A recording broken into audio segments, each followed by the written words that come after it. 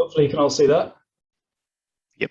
Yeah, I'm Tim Maiden. I run Green Small Business, and I work with businesses, mostly small businesses, but businesses of all sizes really, to help them to understand what their impacts on the environment are and to manage those impacts better. And in 2019, 17% of all greenhouse gas emissions in the UK came from businesses. So that's more than came from our homes, and it's much more than what came from the public sector, so councils, government, hospitals, etc.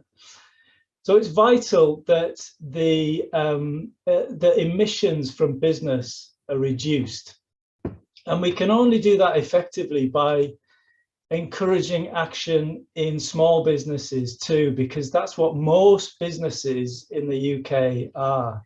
So 99.9% of all businesses in the UK are classed as small or medium sized. And it's estimated that they're responsible for around half of the emissions from the business sector. So it's vital that we encourage action among small businesses. But what can be done? That's what I've been asked to speak about. And I want to answer that question by telling you about Shed One Gin. They have a distillery in Ulverston, just up the road. And Andy and Zoe, the owners there, started the business in their garden shed, hence the name. Now, a gin distillery is responsible for greenhouse gas emissions in lots of different ways. So, for example, the electricity that's used to run the distillery and the shop, from the production and the transportation of all of the ingredients that are used in making the gin, from the transportation of the gin to their customers, and from the production of all the other bits and pieces that they use, so the glass bottles, the stoppers in the bottles, the packaging, etc. And Andy and Zoe were very conscious of this when they set up the business, and they wanted to build a business that was environmentally responsible, that took account of all of these impacts. So they mapped out all of their environmental impacts, and they put a plan together to address them, and they really went for it. So they installed more efficient heating, they installed super efficient LED lighting, they started buying renewable electricity, they fitted a system that allowed them to reuse the cooling water that's used in the distillation process. The packaging that they use is all waste packaging that's put through a shredder that they purchased to create their own packaging from waste cardboard.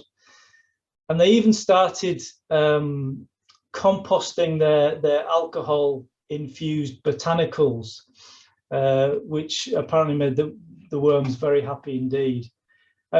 And they're measuring their carbon footprint. So they're measuring the sum total of all of their emissions, and they're working hard to reduce it all of the time.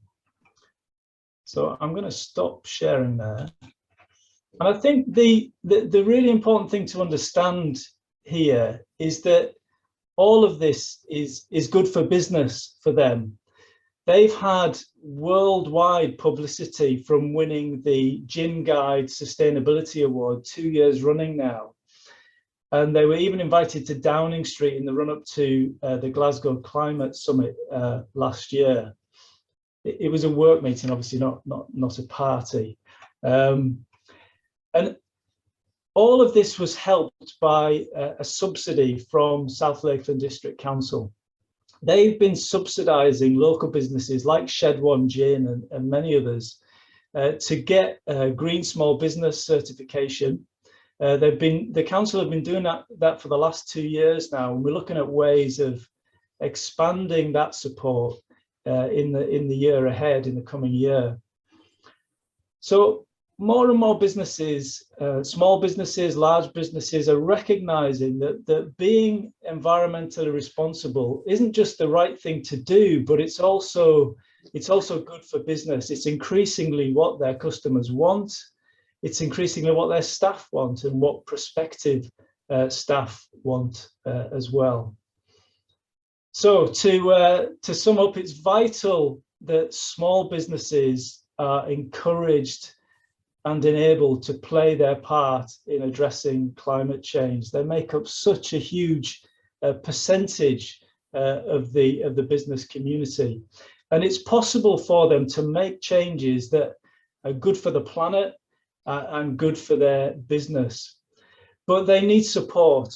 Running a small business is not easy, and finding the time and the resources to think about the environment and to think about carbon emissions can be really challenging. So we need to see ongoing efforts by South Lakeland District Council, by the town councils, by the Local Enterprise Partnership, by the Zero Carbon Cumbria Partnership, the Chambers of Commerce, and others, no doubt, as well, to provide that kind of practical encouragement and support to enable them to change.